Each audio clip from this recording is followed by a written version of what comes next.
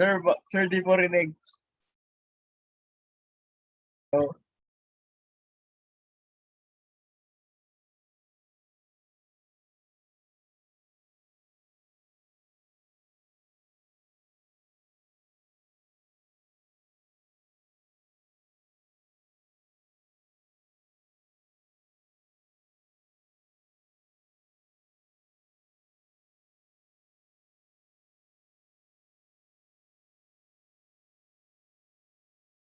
Naririnig. Okay. Okay, sabi ko, good morning, everyone. Thank you for attending today's synchronous session. Ayan. Um, may bisita kanina, no, si Bar. Pero umalis na siya kasi inaantok pa daw siya. Ako din. Well, lahat yata tayo ay may ganong sense of antok pa, no? So, going over your what you've said here in our Slido board, um, I think all can relate, no? So thank you again. I'm really happy that at least some of you still attended, even though I know many of you are already tired with so many things to do and you're already being restless, no? But I will try my best to make this class as engaging and as a huge of a learning experience for you. So, ayan, kapit lang tayo, no? So, for those who cannot attend, this recording is sorry, this meeting is already being recorded. Halatang medyo ano pa ako, no? Wala pa sa ano. So, let's see, what did you put aside from sleepy? Okay, some of you are hopeful. Yes, I hope. Feeling loved. Okay, sana all happy goods, okay? Um yeah, missing everyone. I think this is a good a mood for the majority, no? There's a bit of restlessness and lyrics from sorry, I had to sing kanina. Ay, ano ba to? Sabi ko, ah, nasan yung first na lyrics, no? Anong mauna dito? Ako yung, my head's on the water, but I'm breathing fine. Ano pa? You're crazy now, out of my mind. 'Cause all of me loves all of you. Ayan, sobrang nakakaano, no? Yung ganitong mood sa umaga. Okay, I'm trying to find my voice even though it's very early in the morning. Thank you for sharing these lyrics. Very wonderful song, ano. So naging simula lang siya for you. Pero let's hope that it really is a very very wonderful morning. Thank you for sharing these lyrics. I mean, it's been a while since I've listened to this song as well. Okay. So, ayan, maganda yung ganitong ano, no, para at least maset natin yung ating mood for the morning. It's a Friday, yay! So, it's a Friday. So, last um, day of the week for many of you. Sana wala kayong class on a Saturday. But, ayan, let's nevertheless proceed with our topic for today. We will be talking about resource development for the next few meetings or so. Okay, so this is more of an analysis and assessment and ano bang tawag dito? Pagtingin sa ating mineral industry, the issues, also the development of our resources, definitely locally as well as what are the pressing issues now and in the near future and especially in the world, no? Dahil hindi sa mining industry kasi we cannot really stay away from what's happening in the world scene because number one, the world prices of metals are actually very very volatile and it's very very much influenced by what's happening around the world. You will see that later on. Hopefully umabot tayo sa part na yun in this lecture, no? Okay. So, these are the learning outcomes. Just read on that. Okay, punta muna tayo, diretso tayo dito sa ating mga current na nangyari in recent years and months, possibly in terms of the Philippine mineral industry. By the way, if you would remember, I asked you in lieu of the meeting last Wednesday, meron tayong forum activity I opted not to do class kasi I realized na ang haba nung kailangan gawin sa forum. So I actually hope that you used your time. I already read some of your answers. I just didn't give my outputs yet kasi I'm not ready to give outputs. Ang dami pang hindi nakakapagsagot, no? I really appreciate some of you who really took the time to make long entries. Anong tawag dito? Some of you also who answered immediately, no, during the time. I really appreciate, the way this class or the way this lecture was arranged is to actually, in a way, sort of complement or at least address or, look at ano ngayon yung so what yung after nung inyong activity. Okay, if you don't have not done the activity is actually about seeing what our government basically wants to do, or at least what its policies are and what has happened in the past 5 years. Maganda yung video, no? Kasi there is when I saw those, I immediately saw the stark contrast between the tone of the two. If you would notice, no? Spoiler alert para doon sa mga hindi pa nanonood. So the two videos, bago ko i-discuss to, sige balik ko muna, baka ma-distract kayo sa mga nakasulat. So the two videos would actually show how the national government would address all of these issues sa mining industry and sa mineral resource development natin of the Philippines. Though sabi ko nga kanina, ang laki ng contrast, no? Ang stark ng contrast, and at the same time, you will see there how the Philippine media would actually always portray the mine industry. But I would like to say na, of course, that's just one media outlet, that's just GMA, who has always been on the side of anti-mining. Well, everyone is, even ABS, which is I'm actually sad about. No, parang very very rare or almost zero to none ang stories about sa ano ba ang nakukuhang positive sa mining. Parang lahat pag pinanood niyo yung ganun, kung hindi ka nga naman, wala ka nga namang alam sa mining, no, you would be lean upon or you will lean on anong tawag dito, being an anti-miner yourself. But of course, that nothing is always black and white, no? I hope by now you know that. You've been under EM10 in our class as well, and you will see you have to be more discerning. You have to see the gray between the blacks and white. So there's a lot of good things that are supposed to be talked about, and of course, but I that doesn't mean that there are bad things, no, that there are no bad things, but because there's a lot, I have to tell you, no, whenever we go out there, sobrang ang dami talagang hindi magagandang nagagawa at hindi magagandang practices, but you here as students of the metallurgical engineering and metallurgical industry, which is part of the mining industry as well, you really have to take your stand. You have to stand your ground. No pun intended there. And with our values of honor and excellence and compassion, we should uphold those, no?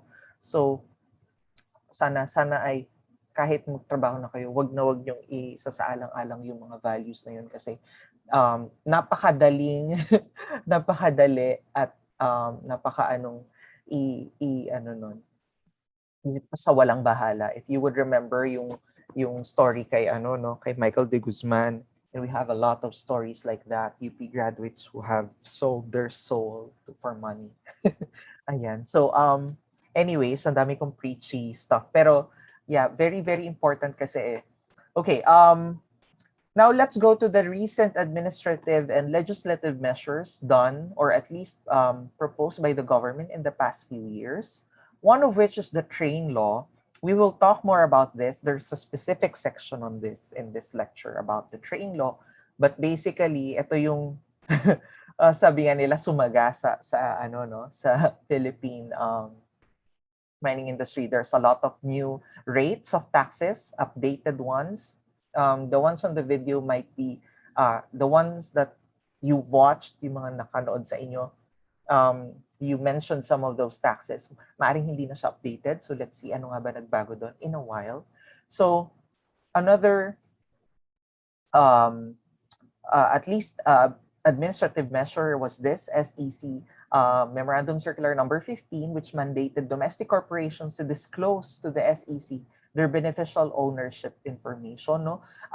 Ginawa tong ngipin ng ibang mga entities for to see sino ba ang nagbe-benefit dun sa mga companies na to. In all companies, they would like to see this. And then another is the open pit mining ban, which was way back 2 years ago pa, no? During the time pa ito ni Gina Lopez. Na until now ay hindi pa rin siya nililift, okay? Na-lift na yung, ito nga, yung EO79, no? Through EO130. Pero ito, peculiarly,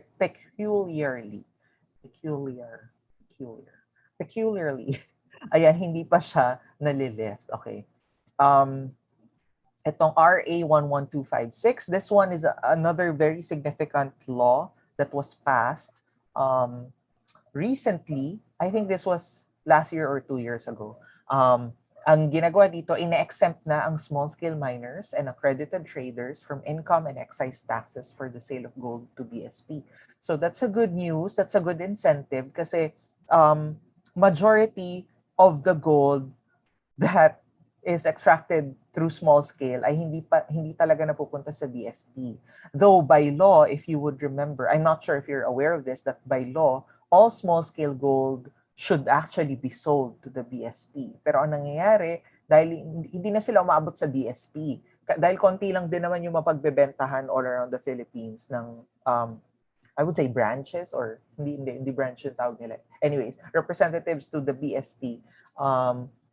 At marami naglipa ng mga black market sellers and buyers. So, doon na pupunta yung gold, unfortunately, no? So, eto, binigyan nila ng incentive. Okay, so hopefully, hindi ko sure kung ano nangyari afterwards. So, I might have to look at the data, what happened. Excuse me, what happened after, okay?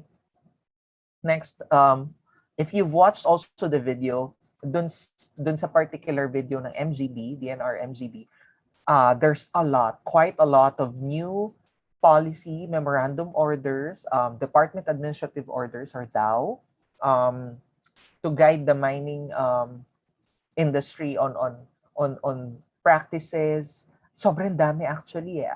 Me myself, I haven't caught up with it yet. Meron tayong mga policies on some of the most significant, of course, are progressive rehabilitation. Meron ng mga rulings na kapag open pit or surface mining, dapat yung a certain percentage of the area should be mined. Should be rehabilitated if it's already mined. May mga ganong policies. Recently we've seen also proliferation of anong tawag dito? If you've attended that talk recently about offshore mining, offshore mining is also getting popular nowadays. No, on a technical point of view, ang daming nangyayari, so it's quite exciting. So sana ay magtuloy-tuloy yung progress, no? Not just the digress. Hindi ko alam kung tama yung use ko of that word. Regress or whatever. Okay, next, punta tayo sa EO130. Sabi ko nga, 9-year moratorium on new mineral agreements na way back nung EO79 pa of 2012. Tama ba yun? Tama ba yung count? Yes, 2012. Under the late President Aquino on this. Okay. So now basically, though ang sinasabi dito ng mga anti-miners, no, pag nagbukas biglang maglilipa na agad yung miners. Like imagine na-lift yung 9-year moratorium pero wala pa rin namang na-open na bago. Kasi definitely, masusing sisiyasat at pag-assess ng DNR-MGB, ng DNR Secretary, and definitely the President, if he does his work on this. Napakadaming pang pag-aaral ang gagawin bago ma-approve ang isang mine, no? Kasi if you would remember, the President would actually sign, and I think he's busy on some other things to para upuan niya to. And then legislative proposals also abound in Congress for the passage of a new fiscal regime for mining. There are also a lot of what do you call that? Bills. There's a lot of bills and a lot of proposed bills in particular on new taxations on mining. We will see some of those when we talk about train law as well. Kasi yung iba, sabi nila, okay na yung train, napababa na nito yung tax. Okay, ganito yan, mapapababa niya yung tax ng income taxes ng mga tao, pero hindi na-realize ng lahat na hindi yun ganun kasimple na pag binabaan yung tax, hey, mababay na yung tax natin, babawiin naman yung tax sa ibang bagay. So, yeah, I don't really know, okay, or I don't really get the immense happiness of some for the train law. Okay. Okay. So let's take a look back at what is the current situation of our Philippine mineral industry, and how is the mineral reserves being developed in our country nowadays. So just a few facts. This is also lifted from majority of these are from the MGB website. So if you've seen the video, siguro malapit yung mga values doon. So as of last year, this was last year, we had majority or a big chunk of our mineral production benefited other countries, basically. So majority are exported. Okay, in particular, 5.2 billion US dollars were sold, and majority of these metals were actually copper, gold, and nickel. Those are our top three metals that are exported to these countries. Hindi ko na ano yung Japan. Ayun, Japan, Australia, Canada, and China.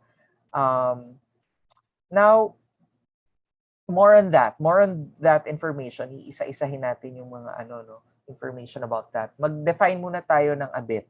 So, when we say gross production value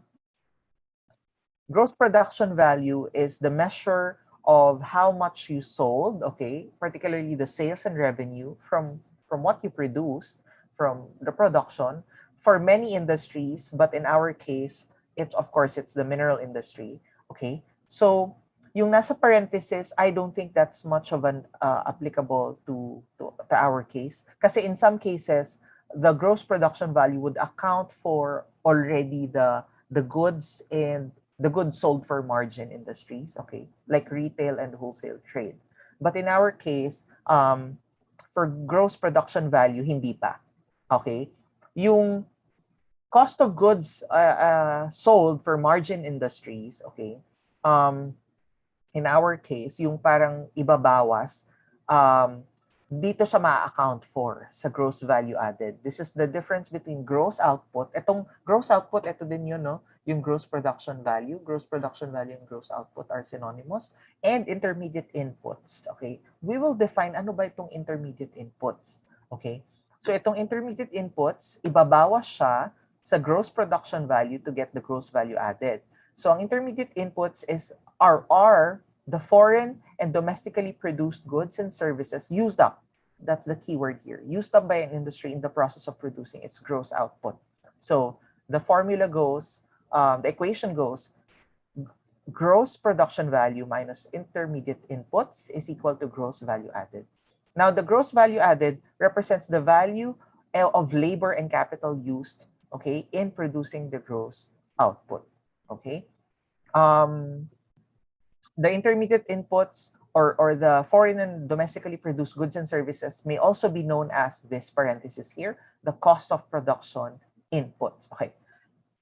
Ay, baka masyadong technical, no, for you. But a good example, possibly, I'm thinking of is if you extract a certain metal and you need some materials in extracting those metals, and those minerals are actually gotten from the environment then, or from the same mine, or at least the anong tawag dito, at least from the similar location, okay, then yun yung naisip kong example for this. Let us think, no? Okay, does I think some of you might know this better than me kasi you are metallurgical engineering students. What process in metallurgy or minproc, what metal would use lime? Would you know? Meron ba? Let's have your interaction in the chat. Meron ba? Would you know what process? Meron ba? Meron mo gumagamit ng lime? Or hindi siya ginagamit industrially? Yun kasi una ko naisip. Or what if about hindi ko sure. Ano ba? Reagents. Ano mga reagents ang ginagamit sa ano? Sa pyromet. Can you give some? May lime ba doon? Wala ata, no? Meron po ata, sir. Ayan. Thank you, Gia, for sharing. Ayan. So, tama yung hula ko. So yon. For example, lime. And then you're mining these. Can you mention the other ones? There's other things. Ayan. Thank you. Ayan. Thank you for the chat. Ayan. So, mas alam nyo to kaysa sa akin. I don't know everything, and thank you, Christian and Dainty. Ay, di pala. Tama. Christian, Dainty, and Gia. Okay. So lime is used for many metallurgical processes. What if you're extracting lime from the same mine, or at least from an adjacent mine, para makatipid, no? So many mines would do that, or they would contract to get lime from adjacent areas in their mine or in their processing facilities. Okay, so the lime would not be actually the gross value, okay, though accounted siya sa gross production kasi kasama sa napoproduce yung lime. But the lime is technically the intermediate input kasi you would need lime to process, or at least to do metallurgical process to what you really need. So definitely, if you account for the cost of getting lime and the lime itself, then that would be part of the intermediate input. Pero part din siya ng gross production value at first.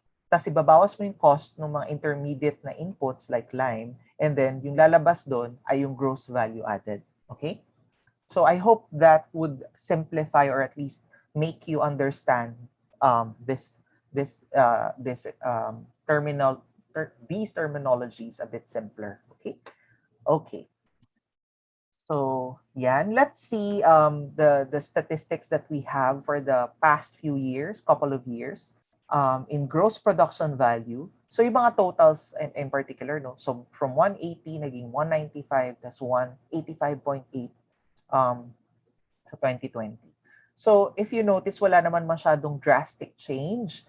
Bumaba yung 2020, no? Kasi most likely, of course, we know the pandemic happened. Ito din, interesting itong value na to. First semester of 2021, ibig sabihin nito, first 2 quarters, no? 68, tapos 48, 44. So half na ng value ng 2021. Pero if you noticed, wala pa halos sa kalahati yung ibang value. So mukhang pag lumabas ang 2021, mukhang malaking impact ng pandemic on the gross production value and the gross value added. Okay? So ang gross value added ay nasa mali yung, hindi ko alam kung tama ba yung values nito. Mining contribution to GDP, 57%. Yeah, 0.55, 0.57, 0.57 na hanggang ngayon ay minamaliit pa rin nila, no, na ang liit-liit daw ng contribution sa mining. Malamang it's a niche industry. Hindi naman lahat ng industry ay pwede mag-mining. Okay? Industry ay, hindi naman lahat ng pwedeng lugar ay pwede mag-mining at hindi rin lahat ng tao ay pwede magtrabaho sa mining industry. Okay? So, that's a point na lagi ko sinasabi. And also, you should look at the details and the intricacies, not just a macro scale. Kasi kung ikaw nga naman ay overhead lang na oversight, tinitingnan mo yung values, maliit talaga. So, but you have to dig deeper, no pun intended, to see what's happening. Okay? So, ano bang gusto ko pa i-point out dito sa values na to? Wala naman masyado. So, sige, punta tayo sa next, no? So, let's look at the gross value added for more years. Okay, yung kanina kasi parang mula 2018, no, hanggang 2020. Let's look at the bigger time frame. Hindi ko na siya nagawa ng ano, iniisip ko to last time na gagawan ko ba siya ng table para mas kita, no? Pero let's look at the trend, the general trend. Sige, dito tayo sa ano ba muna? Metallic mining, okay. Anong napapansin natin na trend? Mataas nung 2010 and 2011. Tapos, ito more of the same. More of the same. Okay, for the past years. Nung actually, pagdating ng 2019, 2018, 2019, parang tumaas pa, no? Pag sa non-metallic naman, steadily increasing actually in general, though mataas talaga pagdating ng 2011, 2012, 2013. Tapos, hindi, pataas talaga. Pataas yung non-metallic. Mas stable na upwards. And then in general, the total would actually be going upwards, which is a good trend. For non-metallic mining and metallic mining, the ratio to GDP has been fluctuating for so many years. But ito yung interesting, no? Noong 2009, 2010, 2011, ang taas ng contribution pero biglang baba in recent years. Ito rin yung isa sa impact nung nung tawag dito, EO79. Kasi before the term of the late President Aquino, under GMA, she had a lot of stakes, not really stakes, but many of the, ang tawag dito, how do I say this without not sounding controversial? I don't wanna stir up some things. Pero maraming mining kasi na ginagawa noon. Pero hindi siya na-keep in check. Okay? That's why, pagdating kay Ninoy, Noynoy Aquino, President Noynoy Aquino, medyo nagkaroon ng, well, for one, EO79 would actually keep in check and na-halt or at least na-pause niya yung development dun sa ibang mga projects. Ngayon naman, pinagpatuloy naman ni President Duterte yun. Actually, mas strict pa nga siya. Tapos, mas, if you've seen his, threatening talaga to the mining industry. Though, on the side naman of the MGB, they ensured that more regulations and more policies would actually keep the mining industry in check, especially after the term of Gina Lopez, the late Gina Lopez. No, I really think pa rin na she's one of the greatest catalysts na pumasok sa industry. Na at least nung naging DNR secretary siya, we have both good and bad things that happened then. But I think one of the better things that happened really was an eye opener for the mining industry to keep their acts. Anong tawag dito? Get their acts. Ano nga yung idiom? Put their acts together, ayun. Okay? So, at least napagpatuloy yun, no, in the recent years. And I know many good people from MGB who are doing good work. Okay, the good work. Okay, yun. So, yun yung possible reason kung bakit biglang nag-decrease, we would expect, since they opened up or they lifted the moratorium, and once yung final na cap on the bottle would actually be yung lifting of the open pit ban. But once that is open, we could definitely see increase again in the contributions to the national economy. Okay? Ito yung sinasabi ko lagi na parang it's difficult to assess just on those values. I mentioned this already in EM10 way back, but for some regions, mining is really their majority of livelihood. So like for Caraga and Mimaropa. So you cannot just simply say na for the country, we can just remove mining because it's always detrimental naman. That kind of mindset is very ano ba tawag dito, rudimentary, very harsh. So we really should look into not removing it entirely, but maybe even expanding it, but at the same time, try to develop and enhance the social and environmental aspects of promoting the mineral resource development. Kasi yun talaga yung critical doon. If yung mali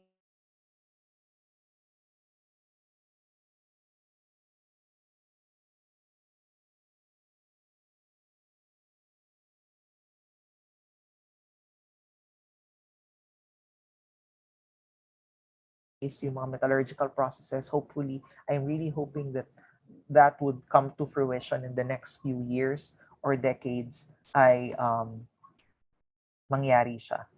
Okay. Nagpo-pause ba ako? Unstable daw ang aking internet. Okay, anyways, next, let's see some of the other data here. Okay, we already looked at gross production value, gross value added in mining. Okay, etong magkaiba lang to, yung isa at constant 2018 prices. Hindi in-account for yung inflation, pero yung isa in-account for yung inflation. And then total exports of minerals and mineral products. Okay, na-mention to na interesting, no? 5.87, 6.59, 7.87, increasing. Even though decreasing ang value, increasing ang exports. Okay, total exports of non-metallic mineral manufacturers, mas maliit, definitely. Majority of our exports are actually metallic kasi syempre yun yung mataas ang value. Pero in the local sense, madaming activity na anong tawag dito? Non-metallic. Okay. Lalo na ngayon build. I would remember the time when Miss Gina Lopez, the late Gina Lopez was in the DNR MGB, no. May nagkaroon ng issue doon. Of course, pinasara niya yung mga mining companies. Pero medyo nag-put into conflict yun sa build project ng government. So ayun, they actually opted not to close yung mga yun. So you really have to be careful with the policies kasi baka maka-affect pala siya doon sa overall other projects ng government, no? Okay. Now, let's look at more on the exports. If you would go back to the slide earlier, ang ating top 3 exports ay copper, gold, and nickel to the countries of Japan, Australia, Canada, and China. Okay. So keep that in mind. Let's have a short activity.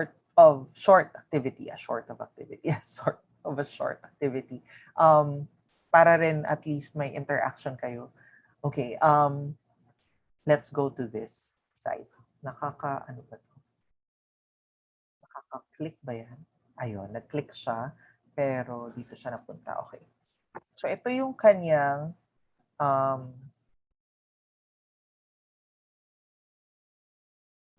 hindi ko siya nakikita. Kasi, ayan. So, ito yung mas interactive diagram. Alam nyo, I really love this website, yung economic, Observatory for Economic Complexity, kasi it would show all of the exports and imports of a certain country and data. Sobrang powerful nitong na to, no? So, let's see ano yung mga major minerals na in-export natin. So, gold, we have refined copper, nickel, yeah, bananas, saka integrated circuits. Sorry, I would need to move my head a bit kasi nasa likod yung aking second screen at medyo nahihirapan ako makita siya. Okay, anyway. So, punta tayo siguro sa anong unahin natin. Sige, si nickel muna. Okay. Just use the chat for this. Dito tayo sa mineral products. I-zoom in natin yan. Okay. So, sa mineral products na, ito, sa nickel particularly, what countries, I think many of you would already know, pakilagay sa chat kung anong countries ang alam ninyo na pinag-exportan ng ating nickel ore. Makikita natin dito kapag kinlik kong where does the Philippines export to? Okay. So many of you said China and Japan and you are correct. Okay. So we have, no. Going back. Parang mali yung na-click ko, no? Dapat ay, wait. Click ko yan. Where does the Philippines export nickel ore to? Ayan, ito yung click natin. So, yan. So, kitang-kita na China, ang 88%. Imagine that. And then, 11 is Japan. Let's see the other countries. Indonesia. Interesting, no? Indonesia is our competitor. Pero Indonesia kasi has facilities as well for nickel. And they produce iron. So, they may be using some of the ferronickel that we produce. Okay, so those are the 3 countries for nickel. Alam niyo, ang galing nito. Alam niyo ba na-discover ko dito na trivial, not related, pero makikita nyo kasi lahat ng products, tapos gano'ng kalaki yung na-export, gano'ng kalaki yung na-import ng bawat country, tapos kanino mapupunta, saan siya na-export, saan siya na-import. So, one time, alam nyo ba na nag-export tayo ng horses sa Korea? Sobrang random. Pero ngayon ko lang sa nakita, no? Through this website. Interesting. I might give you the website in your module guide when I release it, no. You might want to explore ano yung mga ano yung mga information about this. So let's see ano pang mga significant dito. Copper ore. Let's see where copper ore is being exported. Do you have guesses? Can you put in the chat? Do you still think it's in China and Japan? Let's see. Anong countries kaya? Parang ano to, no, quiz game. Anong country? United States daw, sabi ni Kurt. China pa rin yung iba. China, okay. How about the other? China again. Sige, let's see.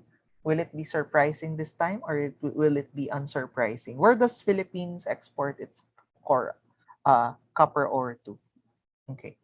So the answer is actually China pa rin. China and Japan. But interestingly, we also export to the following countries, no? South Korea. Interesting yung Georgia, Canada, India, Malaysia, Chinese Taipei, Taiwan. Okay. So yan. Weird nung Georgia, parang ang off niya, no? Na hindi siya ganun kalaking country, pero nag-export tayo ng copper to Georgia. Imagine. Okay. So next, let's see for some other metals. Dun tayo sa sa precious metals tayo this time. Okay, precious metals. Gold. Okay, majority of course of our exports is gold. Okay. Would you try to guess? Stick pa rin ba kayo sa China and Japan? What do you think? China and Japan pa rin? May nagpasagot pa ba? China, Switzerland? Oh, interesting. China pa rin. China final answer. China. O hindi lahat China. Baka isipin nyo lahat China. Let's see. Interesting. Okay.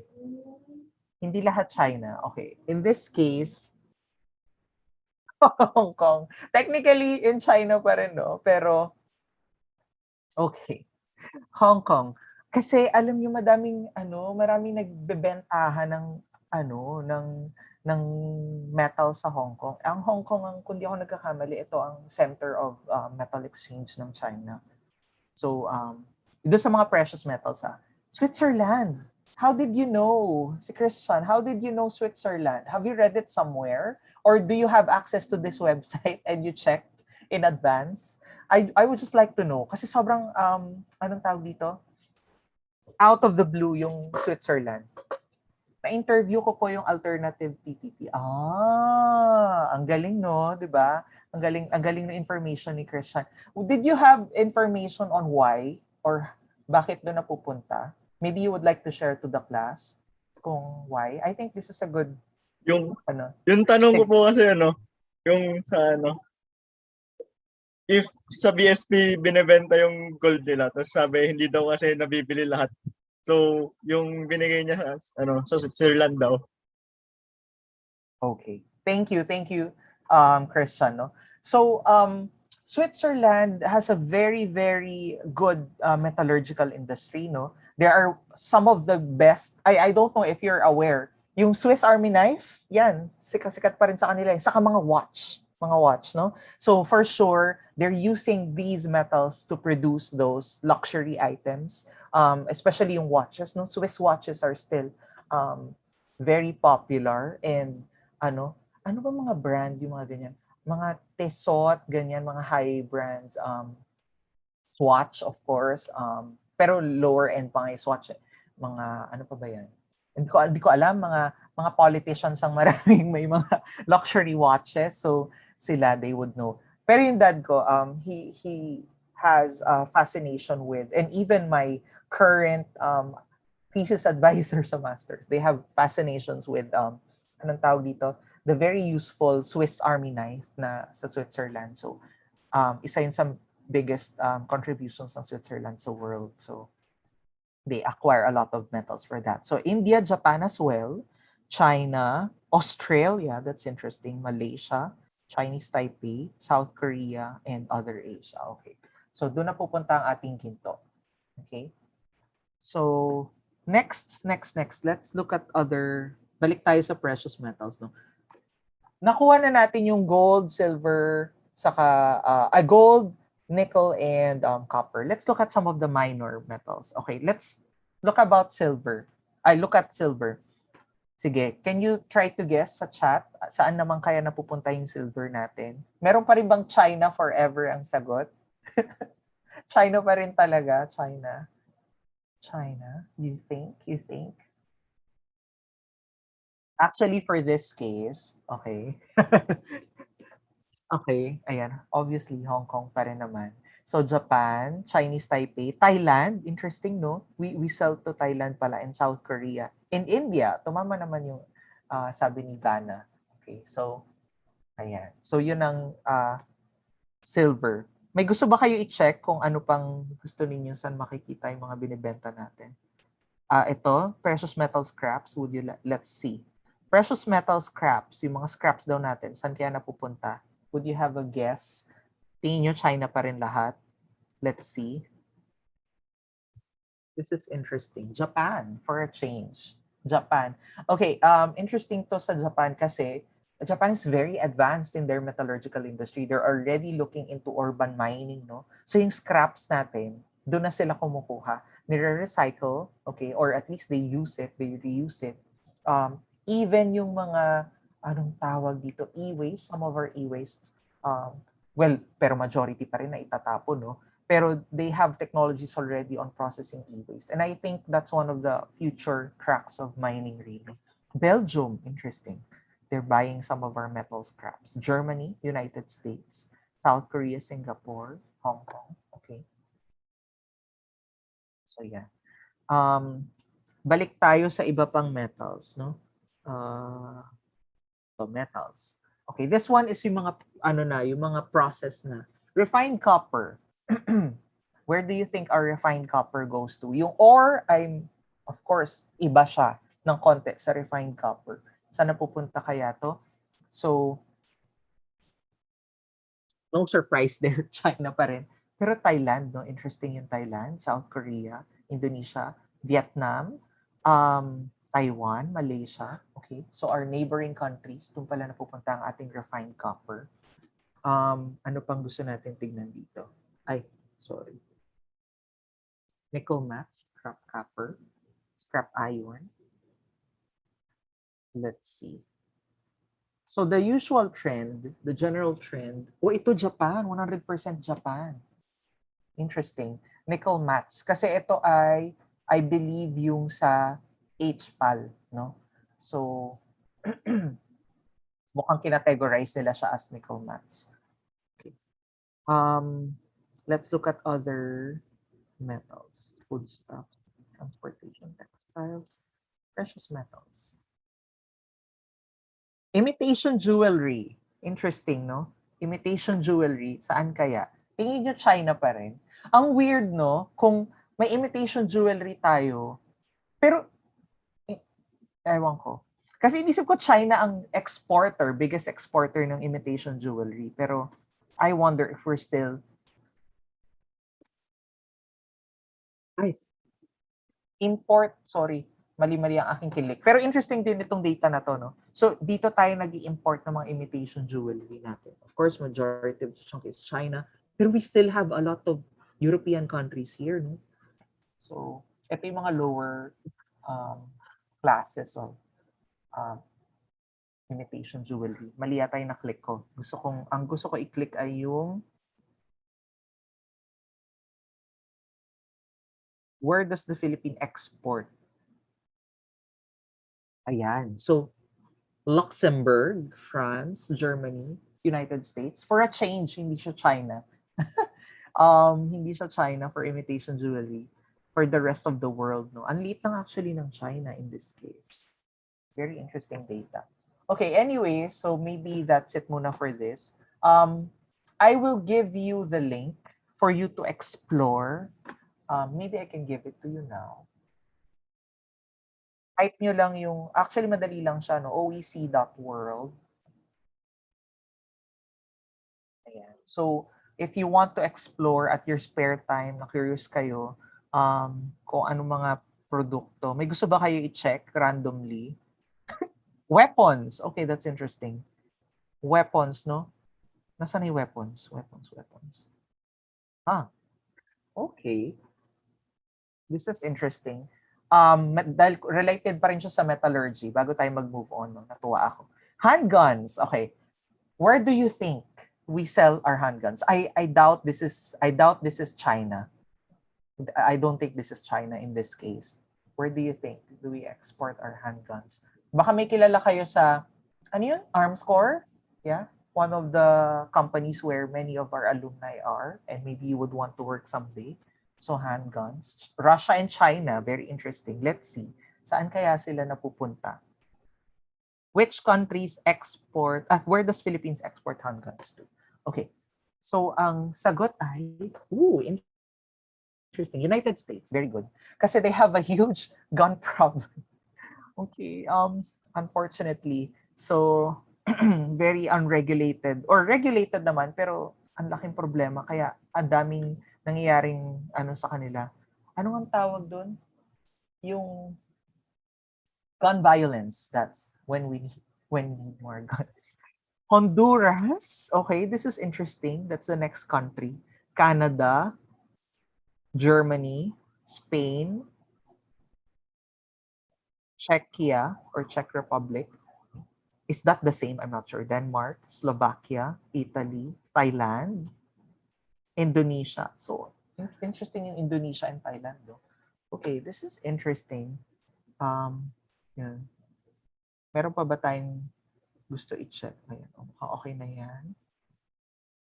Ayan, kung na-curious kayo dun sa ibang mga ano, you might want to check na lang.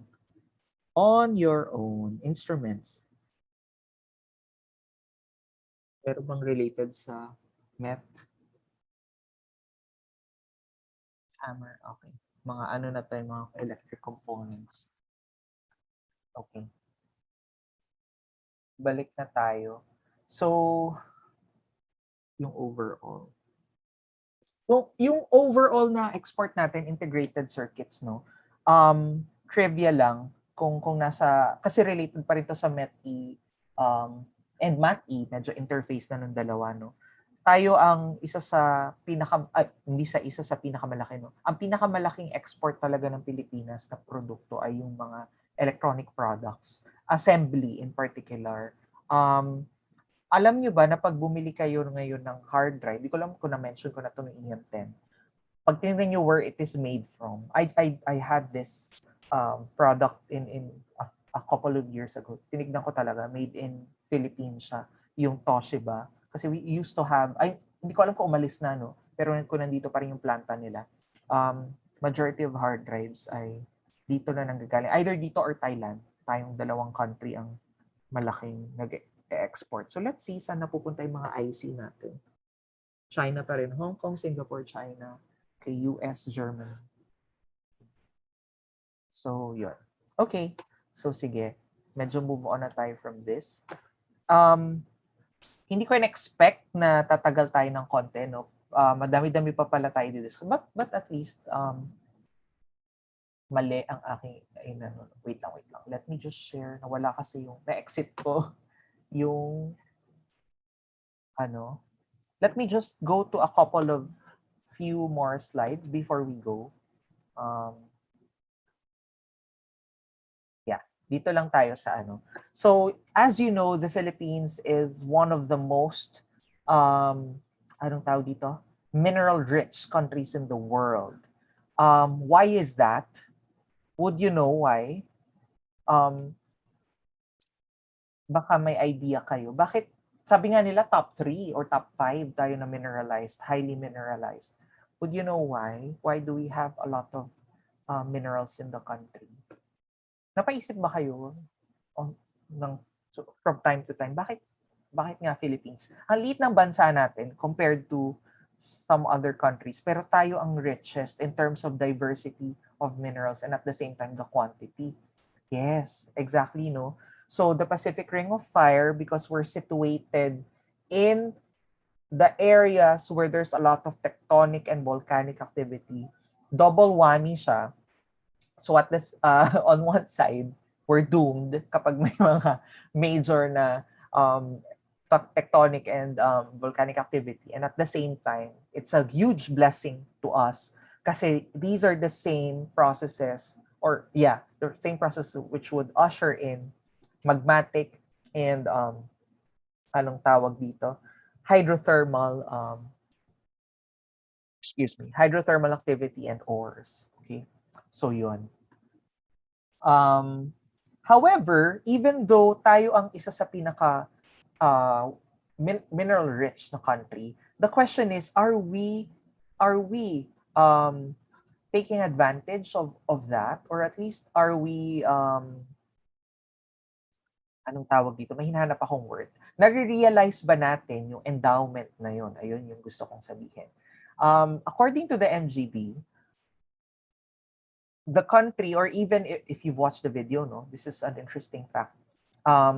Out of the 30 million hectares of the 30 million hectares, ang liit nun. 30 million hectares?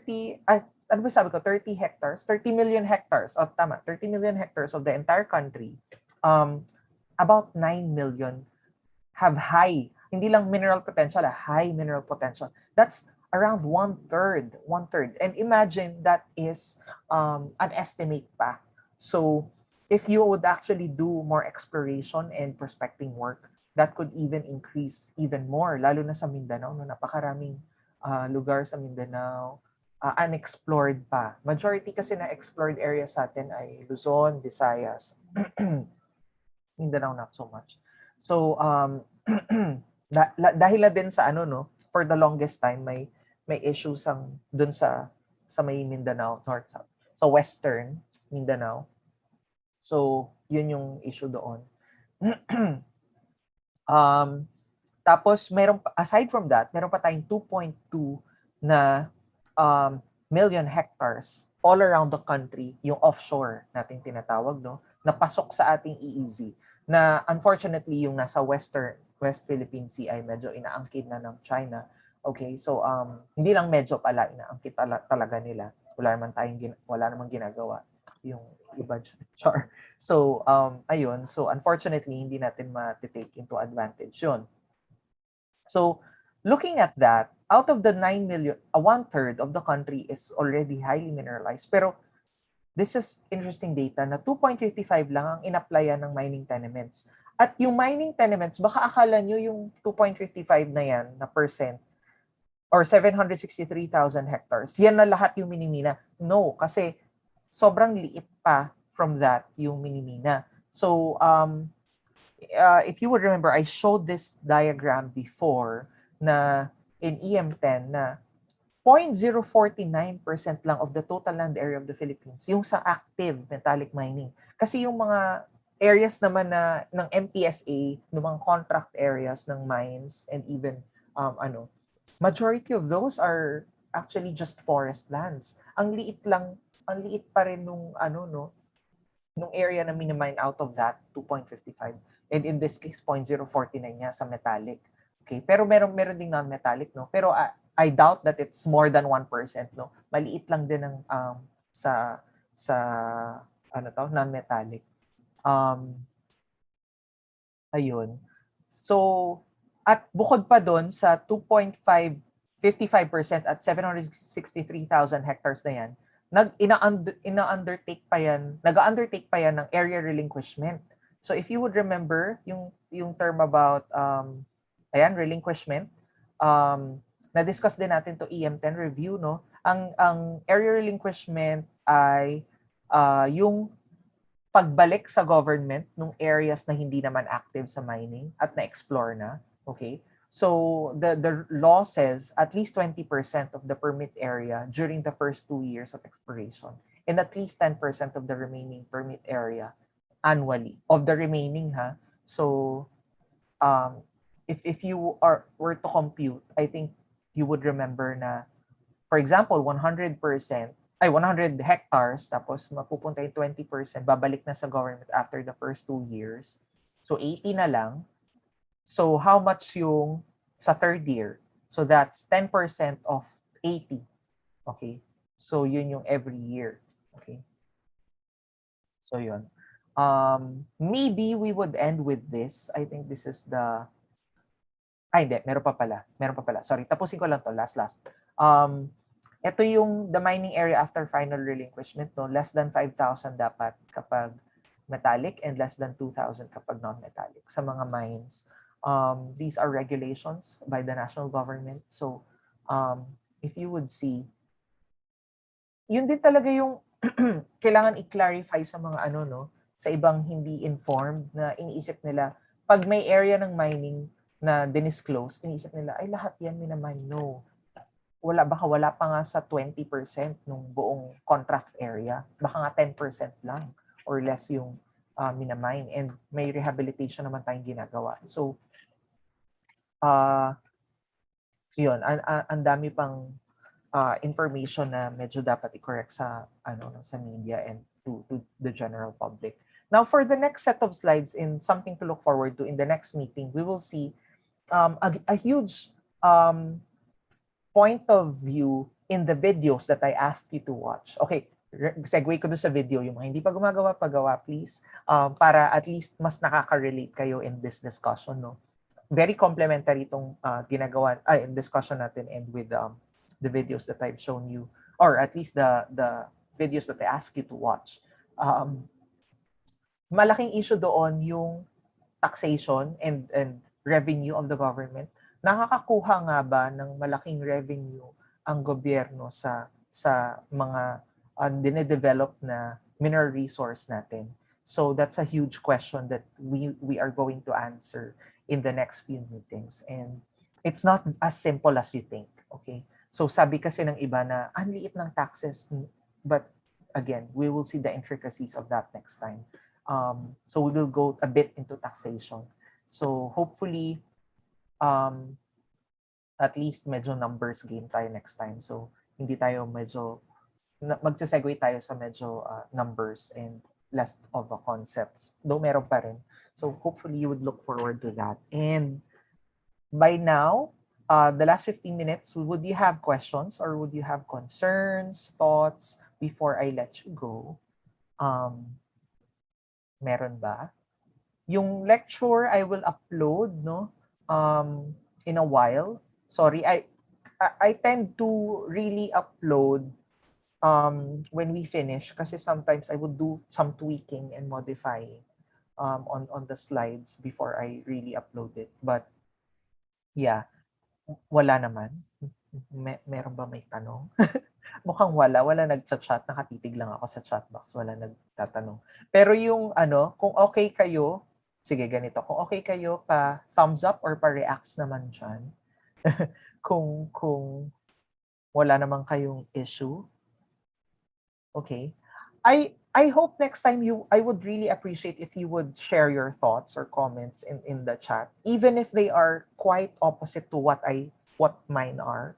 I think it would really open up a good conversation and discussion. No, some of your thoughts, I'm sure you would not 100% agree, or some of them are possibly a question to you.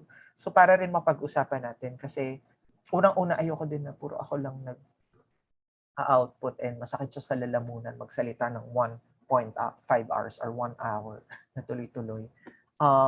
At 8:30 a.m. in the morning na hindi pa ako nakakapag-recharge ng boses. Pero thank you for attending. Okay. Someone asked, will we discuss the Philippine Mining Act? Kasi dami kasing issues na need repeal or amend.